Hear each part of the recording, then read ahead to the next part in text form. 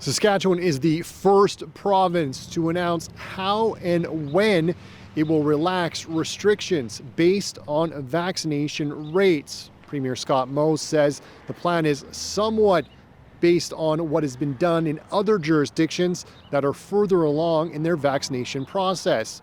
And he hopes it will give people who are unsure about the vaccine the push they may need. So if you're on the fence, this should really be one of the easiest decisions that you'll ever make in your life. On one side of that fence, people are living. And on the other side of that fence, people are dying. It's quite simple for all of us. We are so fortunate in Canada and in Saskatchewan to have access to the safe and effective vaccines that we do. The plan lays out at what point certain restrictions will be relaxed. It sets a target of 70% of people in the age ranges 40 and over, 30 and over, and 18 and over receiving their first dose.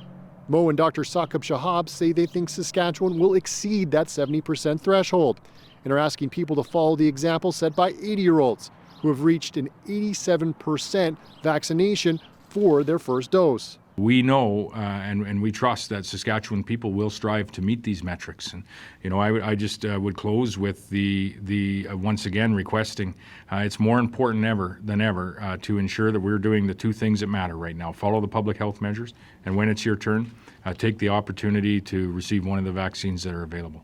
Moe says the province expects to receive more than 360,000 doses this month and more than 500,000 by the end of June.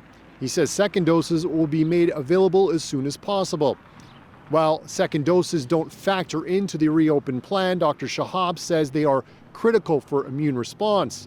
And as for restrictions in place province-wide and enhanced restrictions in place in Regina, Shahab says those will be in place most likely until the end of the month. But obviously we will monitor, as I said, on a weekly basis if there can be any relaxation for Regina. As we know, Regina has really turned the corner and is doing really well, but we just need to give it a couple of weeks just for things to stabilize.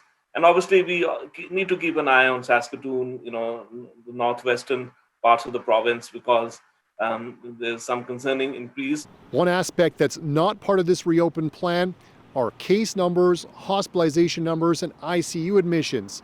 Shahab says that they'll be monitored as they always are to see where cases are coming from and how they are spreading.